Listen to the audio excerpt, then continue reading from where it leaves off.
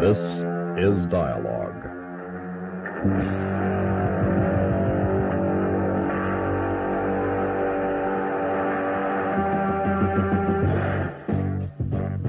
Dialogue, a presentation of the Public Affairs and Special Events Department of KLRB News.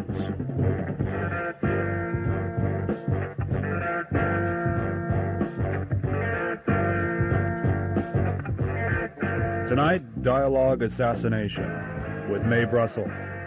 And sitting in for Gloria Barron, I'm Phil Kogan. Mae, on the first show that you did here, you discussed the motives for getting involved in this research. Okay, once you've decided that something has to be done, that this research has to be done, just how do you go about doing it? Well, it's a big job. First, you have to have the feeling that something is wrong, like you say, you see it. And then you begin at we talked about collecting newspapers until the Warren Report came out, because the columnists were listing very many discrepancies in the physical evidence. And in September 1964, the Warren Report was published, and I bought it, and I began to read it. And I'll show you how I got into the Warren Report. But after I had been well into my research, in February 1968, the minutes of the Warren Commission some of them became declassified. We're talking about declassification in Washington now, national security. The working minutes of the meeting, the Warren Commission, some of them have been published. And there was a meeting of the commission members, April 30th.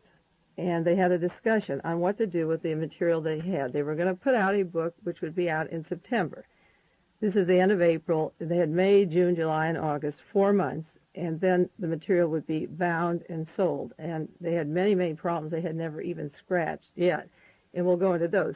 But at the meeting of the Warren Commission, April 30th, Earl Warren, chairman, had to decide what to do. He said, naturally, we're going to publish a book. That was the intention, to get a book out and tell everybody what's going on. But what about the appendixes? What about all these reports, such as the FBI reports, State Department reports, and witness testimony? What do we do with all this? Are we obligated to give it out to the public? And one member of the commission said that if we didn't, that there would be feeling that there was a deep conspiracy. John J. McCloy, I'm reading from the minutes of the meeting now, said there would be a feeling if we suppressed it that the conspiracy was in the land. So the opinion was that we would take this material and publish it. Allen Dulles said the following. He said we would have 2 volumes, the report, meaning the Warren Report, and a volume of appendices, which ran into 26 volumes. We'll make this available so that nobody can say you have not tried to make the whole thing secret. And if historians later want to read it over and work on it, well and good. But I don't think anybody would pay any attention to it to begin with. Well, here I am, Mae Brussell, and I did pay attention to it. And that's how they were talking about me and us and people who care. They underrated the determination of a handful of people to take this material and see if what they published matched what they said. And I was well into my research when this was declassified, but that was the opinion of Allen Dulles, that nobody cares anyway. And in these times where you're talking about life and death and doomsday bombs and power structures, there have to be people who do care. It doesn't take very many, Phil, to change the course, but it takes a few. So Allen Dulles didn't know me, and I was around, and I was doing my work well into it by then. So you actually started with the Warren Commission report. Well, I started with the Warren Commission report, yes. Now, getting back before we opened the Warren Report, and I brought it with me today, I'd love to carry it around. At that same meeting on April 30th, the commission was meeting, and they had about 12 meetings that have been published now in one particular book. And Earl Warren says, I have a matter that I want to discuss with you, because there are rumors and articles such as Buchanan. That was Thomas Buchanan, who wrote the book, Who Killed Kennedy. Now, this is in April, and they're working on the report. He says Buchanan and Lane, meaning Mark Lane. He doesn't use his first name.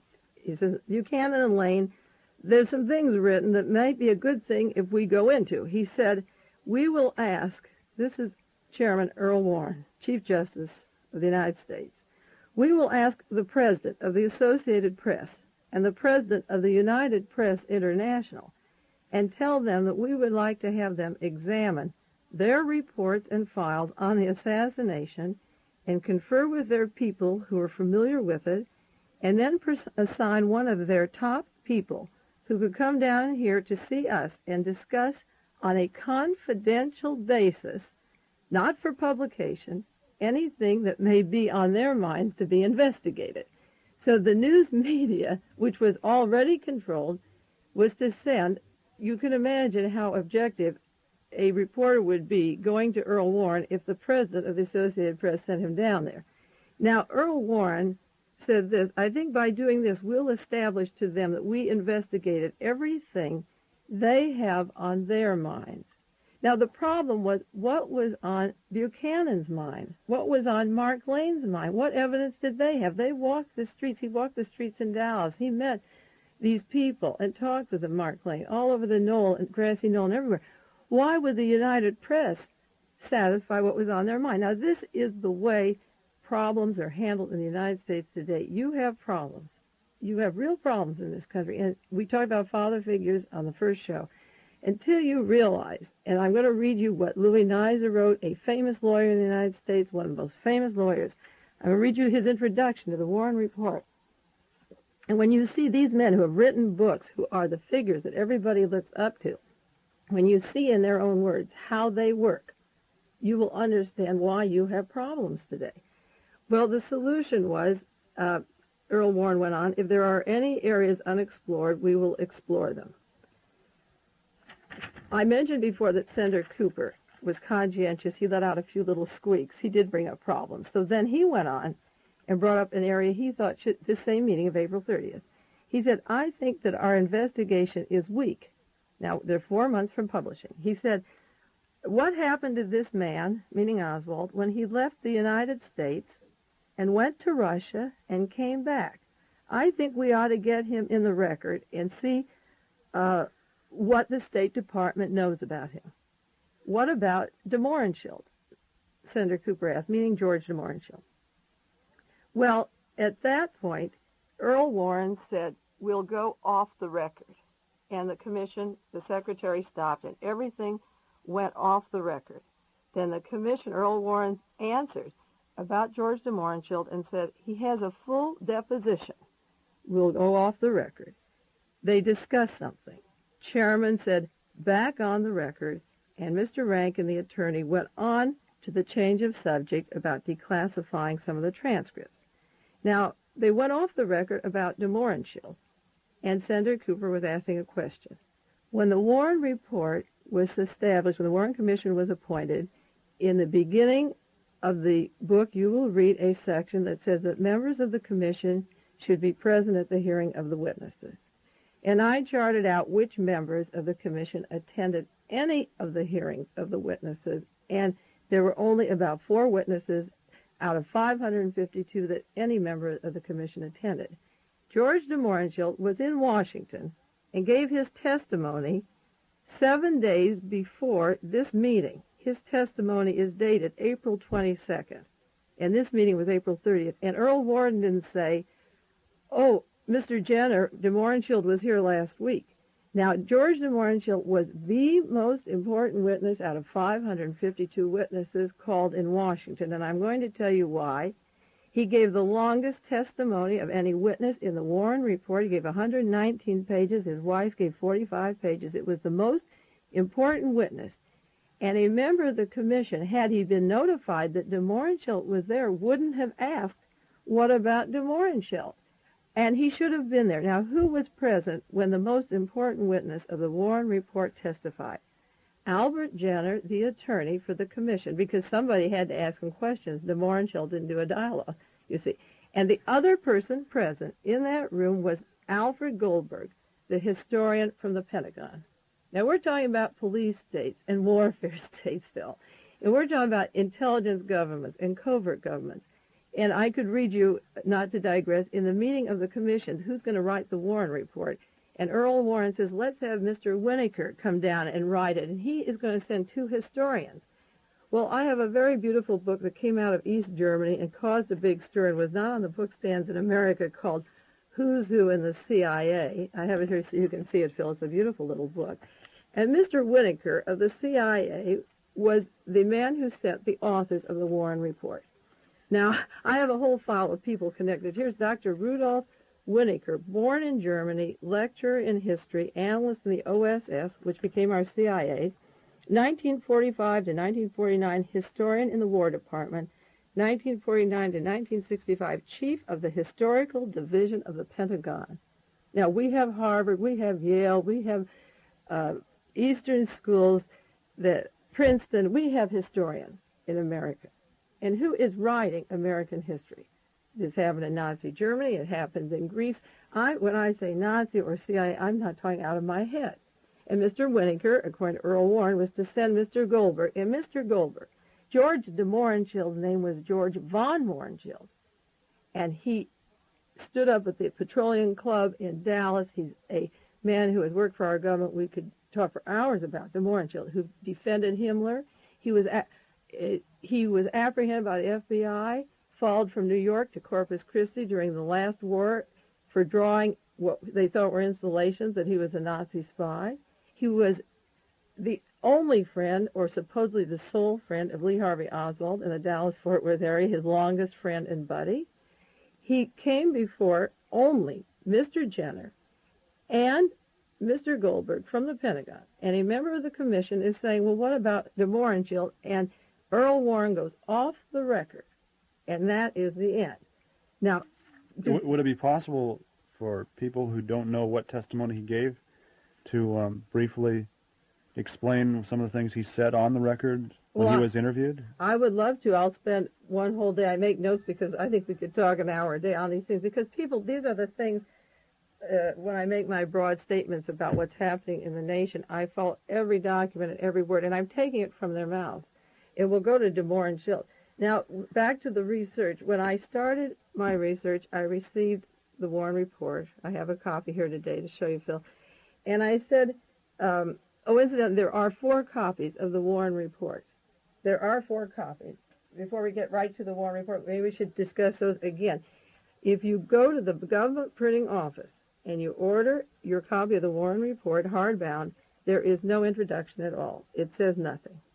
And if you buy a paperback edition put out by Popular Library for 75 cents, Robert Donovan writes a 5-page introduction in which he lines up Lee Harvey Oswald as an obscure misfit, a loner, fanatic, crank, mentally deranged. And he says people of this type, he deluded the men who commit these historic crimes.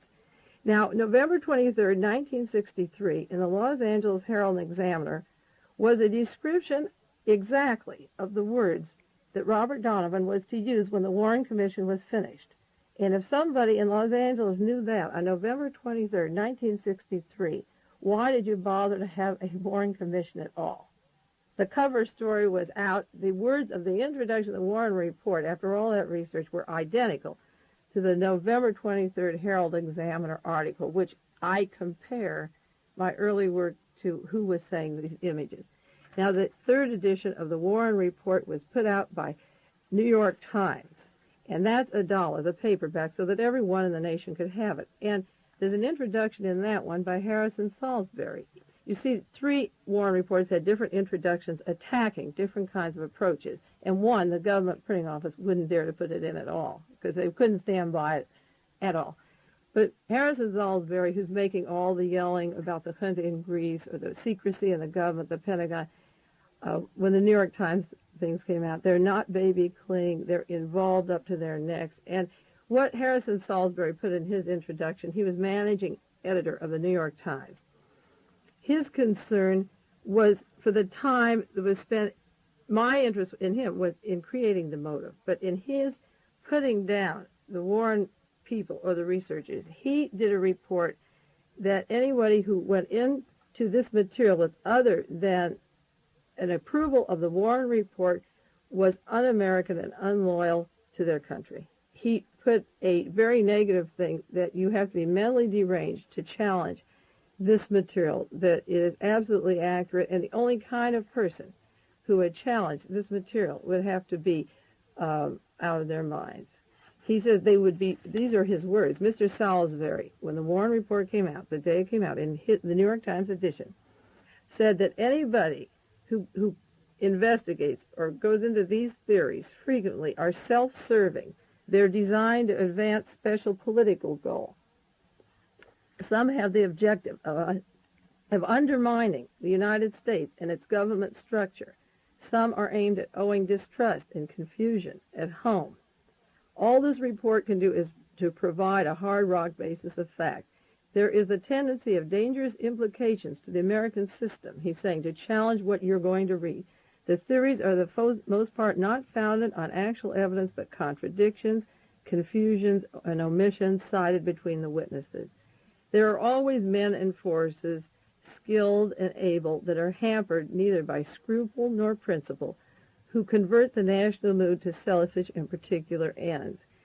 He's putting us in a bag that everything here is answered. No material question remains unsolved so far as the death of President Kennedy is concerned. Now, that was pretty presumptuous. The book was out. It was time for the historians to read it, and the people that were involved, and the people who knew. But in case you had any doubt, the New York Times said that day that no material question remains unsolved. He didn't say, well, here it is, read for yourself. He said nothing remains unsolved. Now, the important introduction to the volume that I received, the first one that I received, the Warren Report, printed by Doubleday, hardbound, had an analysis and commentary by Louis Nizer, who is a famous attorney in the United States, and we talked about him before. And he goes into the whole introduction is to say that this assassination is different than all others because the motive, he said, is not founded. These are his words. The most persuasive analysis that Oswald was frustrated, bitter, neurotic, acted alone, is not founded in the extraordinary factual tracing of his conduct, not in the facts, but in the psychiatric study of his personality. Now, I've read those 10 million words over and over and over again in the 26 volumes. There was no psychiatric evidence of this at all to match what he's saying. It reveals his, I'm continuing, Louis Nizer says, it reveals Oswald's emotional disorganization. He served in the Marines 3 years, got an honorable discharge. He had the mental capacity of an officer, according to the officer over Mr. Donovan. He had his training. He had training in all kinds of things. No mental breakdown, no hospitalization, no indication in the service. And when he got his honorable discharge, he re-enlisted, and they didn't say. I mean, what exists, in fact, Phil, are the medical records of his service. There was no evidence of mental disarrangement at all. The State Department had no trouble with him in Russia. They had no trouble getting him back. He was not. See, Louis Nizer's telling you he's emotionally disorganized. Yet there's nothing to support nothing that. to support. Oswald's violence derived from an inner torment, from devils of inadequacy and rejection. There was nothing to support that. He was riding back and forth to friends in the Soviet Union. He worked in a radio factory. He had friends there. He had friends. The people in the Dallas-Fort Worth area testified that he rejected them. Not that they rejected him. They kept calling on him, and he rejected them. And the people he worked with, no one had a negative. Nothing supported that. Nizer goes on, it was because he could not make associations, even with Russians and Cubans. It was because he was spurned by all that he took revenge on authority by an act of private retaliation. Now, Oswald had tried to get into Cuba, or supposedly did, want a visa when he was in Mexico. But Castro knew he was an agent of the CIA. He said it right away. He knew Oswald had been in the Soviet Union, and his people in New Orleans and Texas knew that Oswald lived in a house with everybody who had security clearances, who were oil people, wealthy people, working with the FBI and our government. Why would Castro want Oswald, when we had made so many attempts to assassinate him? Why would they want Oswald in Cuba, even if he wanted to go there? He was rejected, not because he had a fouled-up personality, but because Castro wanted to live. So then Louis Nizer goes on. He beat his wife. I'm going to read what he said, and then we're going to open the Warren report. But what I want to show you is how a famous lawyer, one of the most famous lawyers in the United States, can be used and brainwash you. Phil, this is the news media, and we're going to untangle the knots that we're used. We're not going to brainwash you to believe me, but I want you to see how he could be used to tell you things that not one sentence matches the evidence that I went into. These are his adjectives. I'll describe them in the introduction. He beat his wife. Each one of these is a lie. I have a whole book on Oswald's marriage, and I'll show you how the research worked. Nizer says he beat his wife.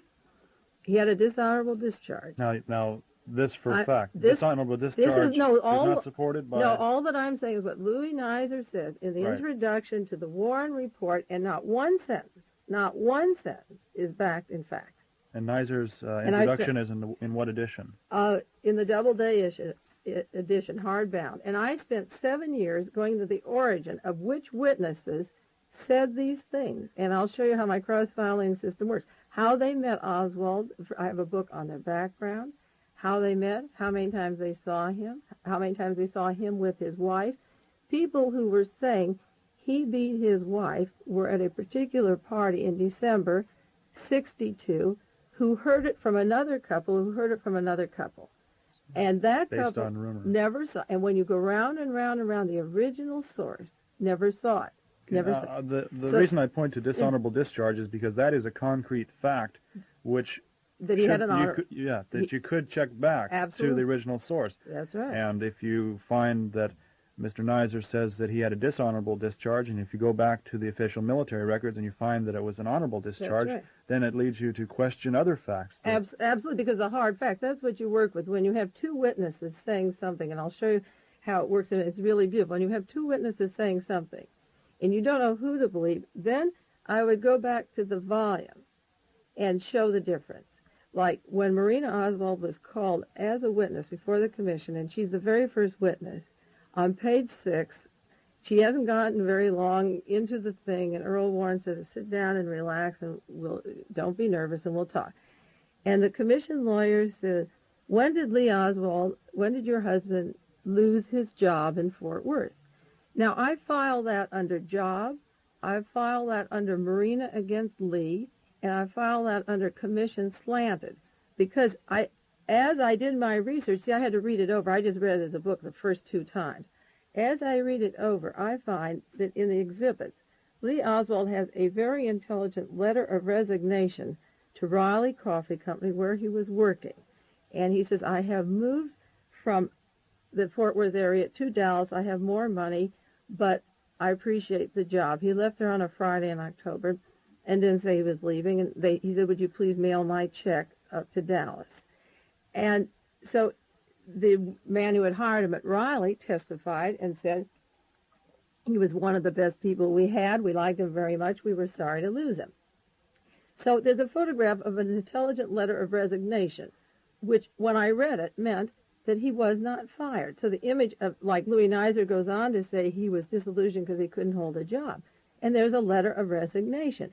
Now he goes on to the Fort Worth area, from Fort Worth to Dallas, and proceeds with another job.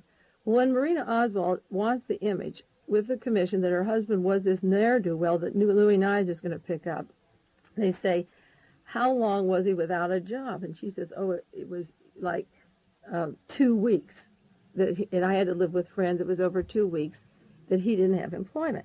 Well, this is Marina's testimony. He didn't have an employment, and friends had to help him get a position in Dallas because he couldn't do it on his own. After she testified, Marguerite Oswald testified, and she's the mother. And she said, tell us about Lee, and they went into different subjects. And she said, I was at his home one evening in October on Friday, and Lee came home, and these people who came from nowhere so fast and pounced on them and took over their lives said, we have a job for you in Dallas. Well, the job was at Jagger's Chili Stovall, where he stayed for 6 months. You need security clearances in many departments. They publish government bonds. They do photographic work and do maps for the United States Army. And these people were saying, Lee, you're moving to Dallas. Wednesday, he went to the employment agency, because as an agent, when you move, there has to be an overt thing that you go and apply. But the message was there from Mr. Meller and Bowie sent him to Jaggers, where he went. And he began that Thursday. He was on the payroll. Now, in the back of my 26 volumes are the canceled checks of Lee Oswald with a steady employment, a letter of resignation, a consistent job pattern. So if the image by his wife, see, I don't know who to believe, the mother or the wife, but the wife can't be telling the truth that he couldn't have a job for weeks, that he was a ne'er-do-well, because the canceled checks show that he did. See, this is the way, I hope all of you are following this. It isn't complicated. I'm trying to say it slowly.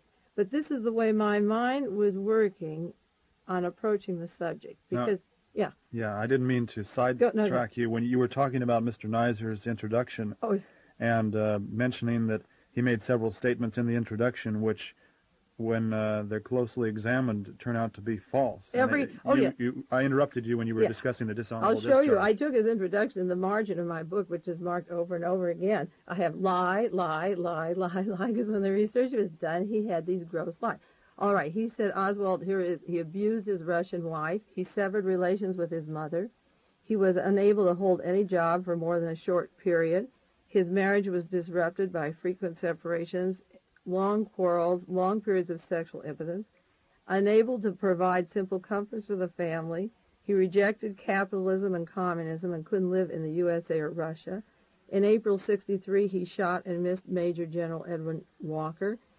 He had the conviction in his mind that murder of a famous man would at last make the world not take note of him. He had a hunger for acceptance. Now, Louis Neiser said he wanted acceptance as a martyr. Lee Oswald was arrested and said, I didn't kill anybody, I'm innocent. Then he yelled, I'm a patsy. He began his introduction to the Warren Report by saying this is the most unusual kind of murder because this is the only political assassin that never said, I did it.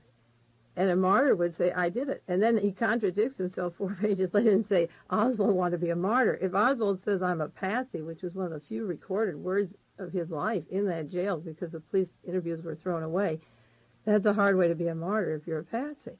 Well, he went on and said, when circumstances, partly accidental, gave him the opportunity, he was ready to go in. Louis Neiser says his inner corruption had removed any decency or conscience.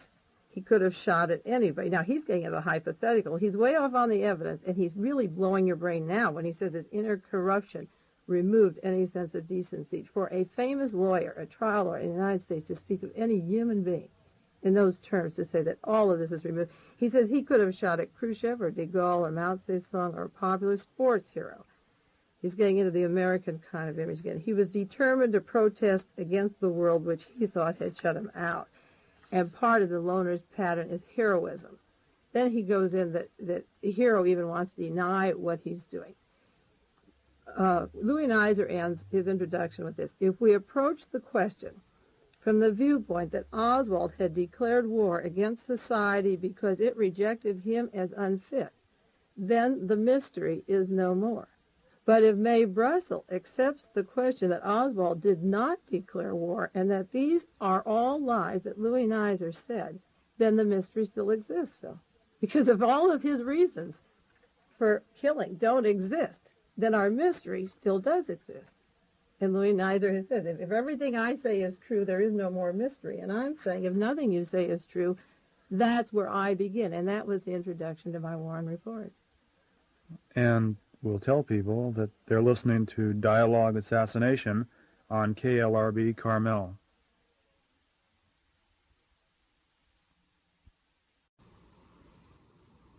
Okay. So that we don't jump all around and we tie it together now, I explained how Alan always thought that nobody would read this material anyway. And that I did receive the Warren Report, and I read it, and I had to wait from September '64 until December '64 for the 26 volumes to arrive from the government printing office, but I was busy reading the Warren Report at that time. And the area that caught my fascination, it's interesting because a lot of people are working on the bullet trajectory, the distances, the ballistics, like they're working on the ballistics in Los Angeles, the Sirhan case, and I work as Sirhan, the agent, not the ballistics. I'm in that area because of Oswald. So My mind as a person, and I didn't know anyone else in the country who was doing this or who would be doing it, was Oswald the person, the man who had been arrested because he had traveled a lot and seemed to have a lot of money and passports and been to Russia and back in Mexico and New Orleans and had applied for a new passport in April 63. So I was interested in the movements of Oswald the person. Now, just by coincidence, we read the remark where Senator Cooper, 4 months before the book was published, said, "I think where our investigation is weak is what happened." We read this before. To this man, when he left the U.S., went to Russia, came back, and the whole State Department thing and the Des Moines shells.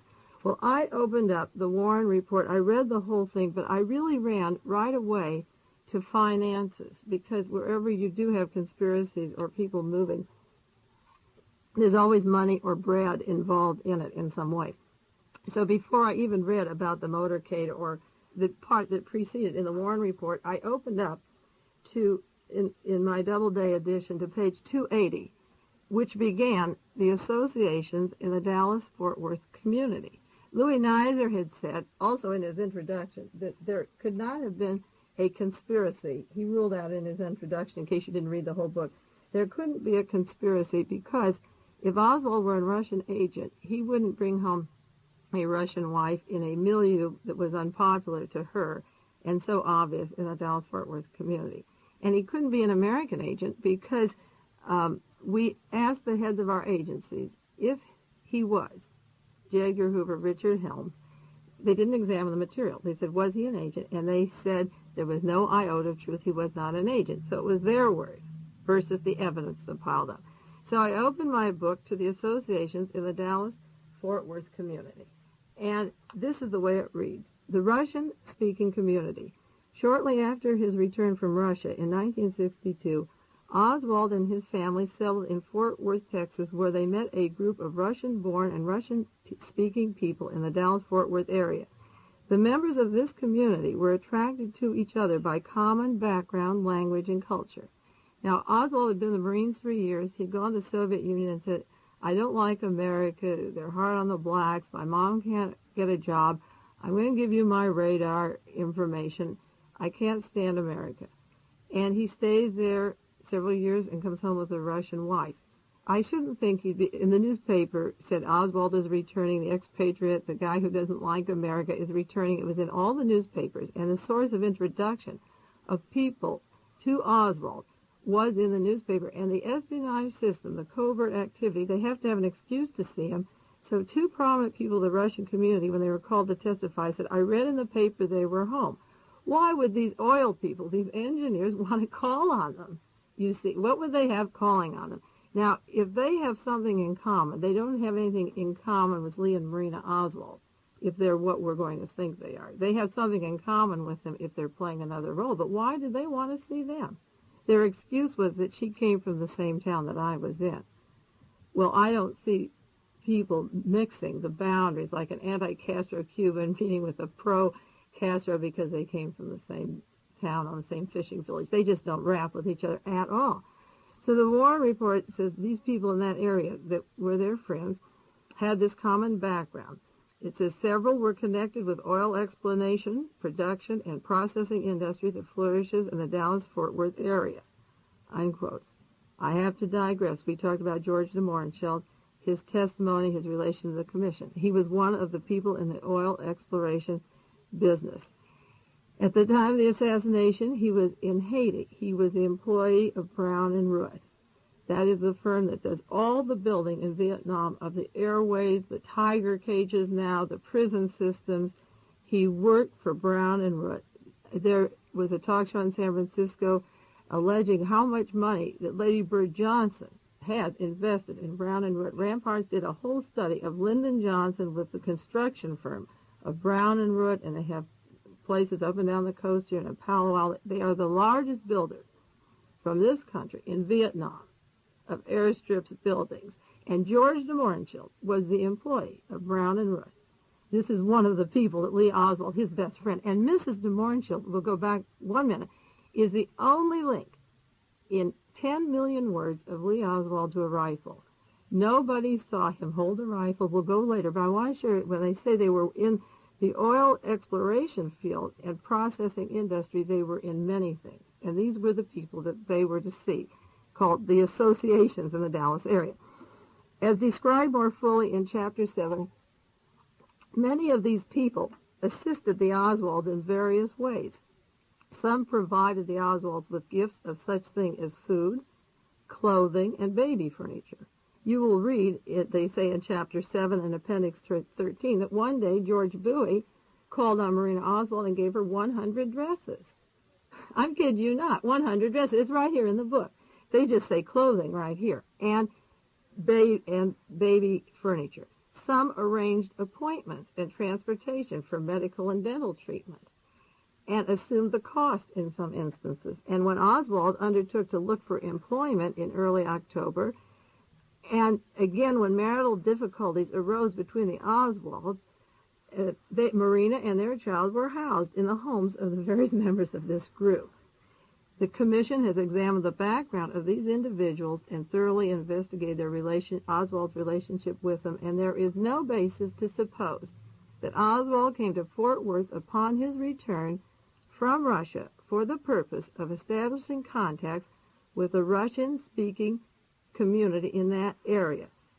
It says that Oswald, upon his arrival, this is page 281 of the Warren Report, Doubleday edition, upon his arrival in 1962, Oswald did not know any members of the relatively small and loosely knit Russian-speaking community. Now, when I did my research, and I went into the Russian community, and Mr. Jenner of the Commission says we haven't gone into that area, and they had 4 more months, and it took me 7 years. At the time of the assassination, the personal possessions of Lee and Marina Oswald were taken by the FBI and inventories were made.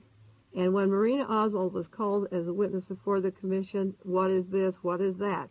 When she was married to Lee Oswald in the Soviet Union, she went away for 3 weeks to a resort hotel or a home, and she left him, and she had a little address book in the Soviet Union. And it was a standard FBI, just a copy of this address book that she brought from the Soviet Union. It was a package of letters and little documents and personal mail letters Lee had written to her in the hospital when they had the baby. And they were very innocent documents, and they opened them up. And among the address books, she testified, these are from the Soviet Union, I had them in the Soviet Union, was the name of a woman whose husband got Lee the job at Jaggers Chili Snowville. That name is in her book that she said was people in the Soviet Union. Now, Lee Oswald's diary, and not his diary, but his telephone book and the names that he saw, he has the name at the Hotel Berlin in Moscow of a woman who was in the Dallas-Fort Worth area that they were to meet later. And these things the Commission could never get into now before. They no way. I've cross-filed every single name, and I could throw something even heavier than that. But this is what I'm talking about, Phil. Okay, when I took the Warren Report, and I read this information about people housing them, people getting them clothes, people buying furniture, people transporting them to New Orleans and back.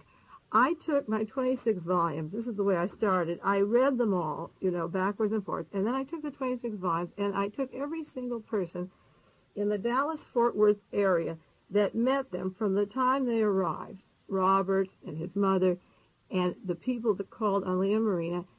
And there were 28 people that these 28 people were very important to the political assassination for this reason. The government needed a cover story, and they needed a motive. And they created a fictitious motive. And I had to see, I didn't know where I was going, but I began my own cross-filing system, which I explained is a computer type of thing and is going in computers now, of who these 28 people were. And I began making dividers, 3 whole notebooks, and I bought 1, and then I bought 2, and I was filled, I bought 3, and I bought divider sections. And sometimes when I'm at the drugstore buying hunks like 20 or 30 dividers, people say, pardon me, but what is that for? Like last week I bought 10 boxes of mastic Scotch tape, and a woman behind me said, I don't mean to be inquisitive, what's that for? I said, well, I do research, Okay, I compiled 28,000 typewritten pages, cross-filing the Russian community in the Fort Worth area, just that area, Phil. And this is the way the dividers line up, and this is what is going into the computers in Washington, and this is why they can't say now there's no new evidence, because we have the facts. I have a book called Background, And that background covers all the people. It says these people had a common interest, culture, and language. And I went into each witness as he's called. Your name is George de Mohrenschildt. Yes. What do you do for employment? How did you come to this country? What did you do, before you came here? And where they were born, how they came to the United States, or if they were born in the United States, where they came from, what jobs they always held, and what jobs they held up to the time of the assassination goes into background. And I came through a pattern of an emigre group that had one thing in common, and that was that they were all thrown out at the time of the Russian Revolution, by Trotsky. They were displaced. The oil families, wealthy families that moved to the Dallas-Fort Worth area. But when one woman is called to testify, a particular woman, they say, Mrs. Voshinin, how did you happen to come to the Dallas-Fort Worth area? She said, well, we came over here and arrived in New Jersey, and there were too many of us, so they sent us to Houston. And from Houston, they go to the Greek Orthodox Church to Fort Worth or Dallas. Now, this is all new material, Phil. This is the subject on which I work. There were too many of us, so they sent us. And then I began going into the intelligence system and the operation, like who is sending us and them. So background is how they came here, and that gets all the way into the intelligence operation in the United States. But you see, I have a book on background. Then I had another section on how met, because the commission would say, was there an occasion where you met Lee and Marina Oswald? And the reason I had to compile 300 or 400 pages on how met was that people who were saying things about Lee Oswald that Louis Nizer was saying in the Warren Report had never met him or his wife in their life. Or they had met Marina and they'd never met Lee. And it became overwhelming that Marina was feeding them information about her husband as a person that didn't back up the documents. And you had to say, why was she doing it? So I have a book, Marina Against Lee, or Marina Lies. Now, a fellow researcher in Los Angeles who was in Washington just this summer, went into the National Archives, and it was his first trip there. So while he was there, he got documents, microfilms, and copied papers for me because he knows my area of research. So declassified now are minutes of the working staff, the lawyers, not the Warren Commission, but the lawyers. And he is setting me up now and copying in L.A. The minutes of the meeting where the lawyers say, what will we do with Marina? She's telling so many lies. Should we give her a polygraph test? See, I've finished my research on Marina. And when I do my book, I'll include what the lawyers knew about her. How can we handle her? Like, she says she's living with the Halls because Lee doesn't have a job, and nobody will believe it because he has this job. What are we going to do with her? Well, my research is done. So I have a book, How Met, because in creating a thing and you're talking about a person saying some pretty heavy things, if you never met him, somebody is feeding you that information. Then I have a book, How Many Times Together, because people were saying that he beat his wife, he was not kind to her, and I wanted to know who was saying it and did they ever see them in any marital situation. Then I have Marina alone. Which witnesses were alone with Marina Oswald, where Lee was never present? Like George de Mohrenschildt's first introduction to her is he comes down to her apartment, knocks on the door with a Colonel Orloff, who says, I'm George de Mohrenschildt, and this is Colonel Orloff. And that's a heavy name. I could blow your minds with this information on Orloff. And why does he want to see Marina? Because she's a little Russian babushki from the same town. And we had so much in common because I passed through the village. Don't buy it. It's just not why he was alone. Then, where I get discrepancies like times with Marina alone, they would call a witness like George Bowie, and the Warren Commission would say, Mr. Bowie, was there an occasion where you met Lee and Marina Oswald? He says, yes, I was at a dinner party. Mr. Gregory had a dinner party, and I took Mrs. Miller, and we met them. But the night of the assassination, or the day after, on November 23rd, the FBI had a report in the back of the volumes of George Bowie, and they said, how did you know Lee Oswald? And George Bowie told the FBI, I met him through his wife. I was at her apartment, and I met him through his wife. So I would cross-file this under discrepancies. It had a meaning to me because these men, these wealthy people in the community, were alone with Marina. And Marina was creating the motive for the Warren Commission. You know, we talked in the very first show about Marina Oswald, that everything has been quiet now. And these are the things I'm putting into a book, but because they affect our life, I have to go into those. Then I did the opinion of their marriage. Now I'll run down, when I'm reading these classifications to the people, Phil, what I'm doing is, if I say a book, I've got 300 pages on it, cross-filed. These aren't just titles. See, the opinion of their marriage, the love of the Russian language, because every person used the excuse that we housed Marina. Like Mrs. Paine said, Marina lived with me because I wanted to learn the Russian language. Michael Paine had a security clearance. He was a designer for helicopters at Bell Aerospace. The vice president of Bell Aerospace is Mr. Dornberger, a Nazi scientist that came over with von Braun. These people are heavy in security clearances. Supposedly Lee Oswald was getting all his communist literature at their house. But it all arrived after he was dead. I went into subscriptions. I went into magazines. The post office gets a daily worker in his box after he's dead, but nobody noticed it when he was living. You see, so I go into the love of Russian language as an excuse for meeting, and what there was good about Lee Oswald. Now, I could go, Phil, time is running out, and I have 70 books on Lee the Agent, which is 28,000 pages. But I think the people listening today will see, I took the Warren Report, read that, and went into the background of these people, assuming they're telling me the truth, and came out with a pattern so horrendous that after reading it for 2 years, the material, then I devised a cross-filing system which took another 5 years to show who was saying these remarks. And the important significance historically, Phil, is that a man like Louis Nizer can be used, put his reputation on the line, and not one word that he said was true. And that is a crime in this country because we depend upon these people for some wisdom. Now, where do you go with these facts? And one of the things I think has to be stressed is that you're not fabricating these things, that what your work is doing, and stop me if I'm wrong, but what your work is doing and what your research is doing is compiling, checking, counter-checking, comparing all the various facts which have been used to draw conclusions, which in many cases you've shown to be false. That's right. If we say that Oswald, if we need a motive for the commission, we say Oswald doesn't have a job, let's read what Reily Coffee says, or Jaggers Chili, or all these various things, and let's say he couldn't hold the job. But if I find, like he says, he was resented, he felt rejected.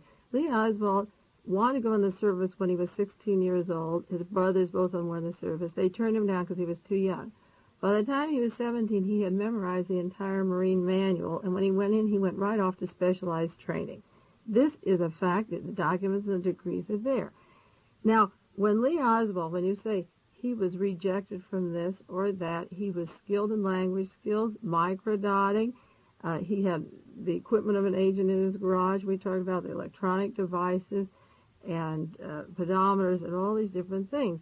I've taken the facts. I read the report saying, okay, these people wanted to be nice to them. But when you say a man is a killer and you don't know him, you're not really being very nice to him, and you have to then go back. Why would they say these things?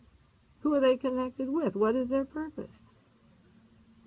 You could spend probably 2 shows on the next question, but you seem to, in just the show today, you seem to have established that for some reason Marina Oswald is telling a different story than what the facts would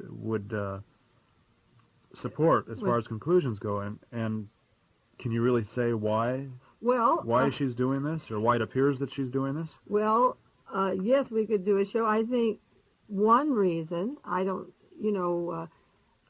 she came from a wealthy family originally. Her background, she's not peasant stock. They were pushed aside by the communist takeover. Her grandmama taught her French and told her she was a lady, and now she was living a hard life in the Soviet Union. Lee Oswald wrote a letter, which we talked on another program, dated February the 9th. It's in volume 16, page 33.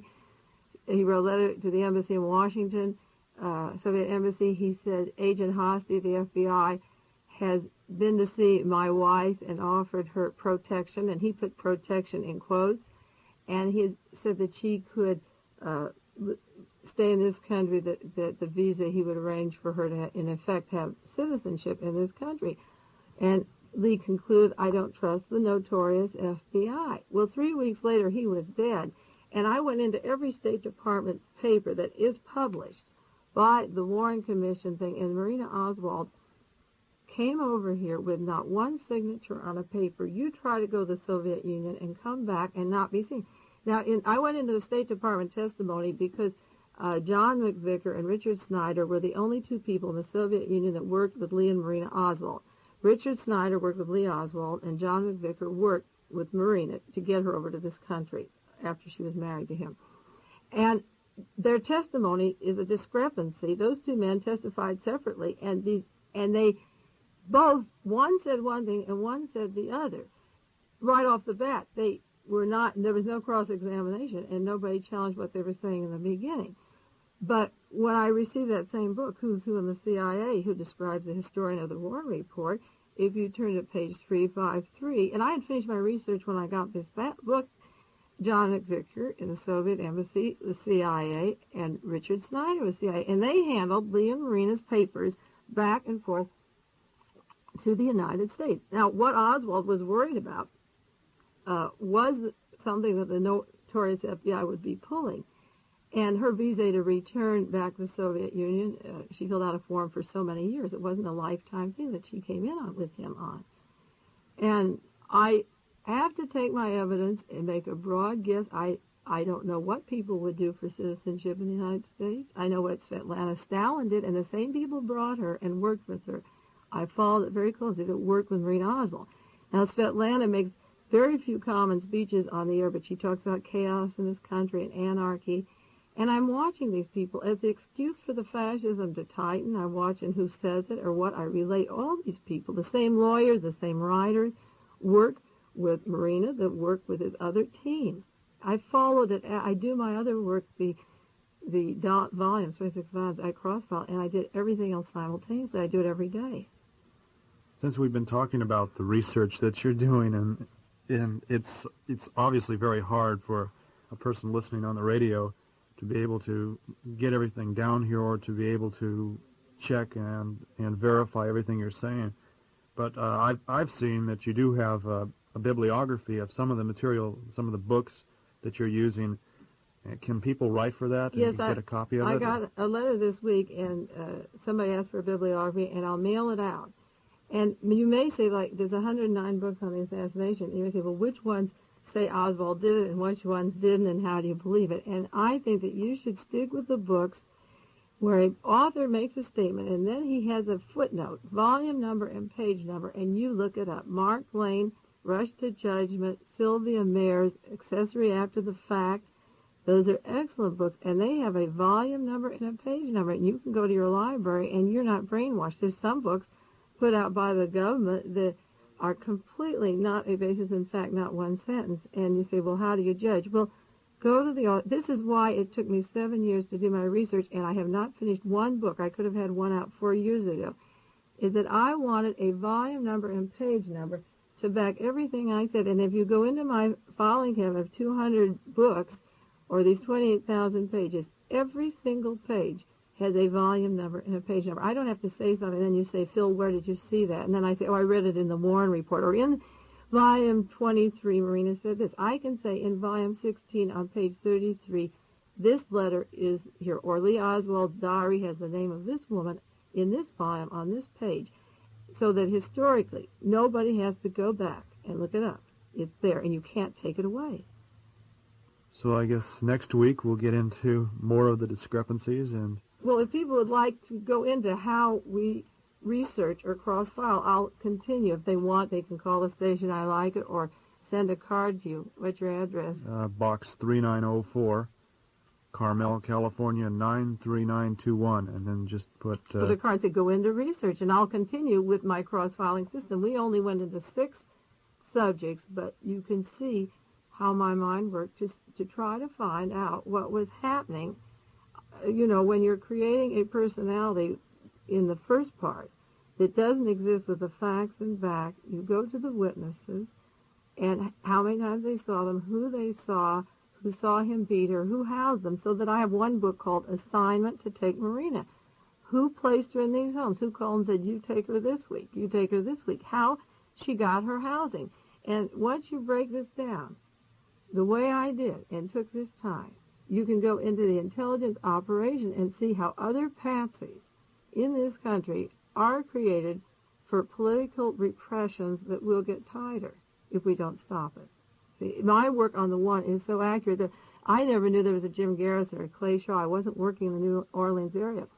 But when the headline said that a Jim Garrison, New Orleans, had arrested a Clay Shaw, I picked up the phone, made a long-distance call, asked to speak to Jim Garrison. He's busy with news conferences. I spoke to Alcock in the office, or another gentleman. I have his name. I keep a record of the calls. I'm Mae Brussell in California. I'm a researcher. I've done this many years' work. I suggest that you go to the Reily Coffee Company, because that's the conduit of Oswald's funds in the New Orleans area. Well, the next day, I'm sitting in my family room on the news broadcast, and a Marcella who worked with Oswald at Reily was brought in for questioning by Jim Garrison, and he's working at Boeing Aircraft. My work is so accurate, and it did turn out to be right, that I turned to my section called Jobs and what was happening. See, the landlady at the apartments, when they interview her as a witness, and they say, what's going on? Where did Oswald work? And she says, well, I don't know that he worked at all that day because he was home all day, and he'd leave at night. And I'd see him, on the porch or with the wife, and the baby, and he'd work at night. Well, then he has to get a paycheck from Reily for something he isn't doing, because he may show up there 2 or 3 days. They gave him an oil can and told him to start this top floor and go all the way down. And this is in the testimony. What did he do at Reily? So you go into who got him the job at Reily, what was his position there, and the landlady's saying a lot of the days he wasn't even there. So you have to know that he's being paid for something he wasn't doing. And that's why I called Jim in New Orleans.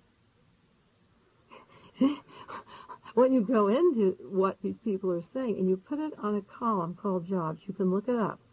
And this is why the people in Washington, cannot take away now what we are saying to the people. Until next week, and we go into it all again, thank you, Mae Brussell. You've been listening to Dialogue Assassination.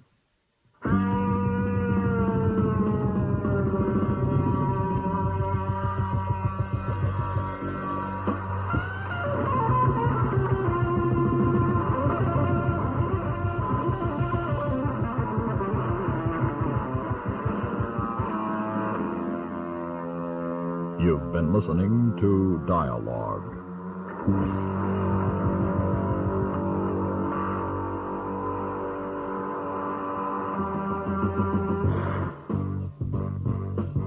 Dialogue is a presentation of the Public Affairs and Special Events Department of KLRB News.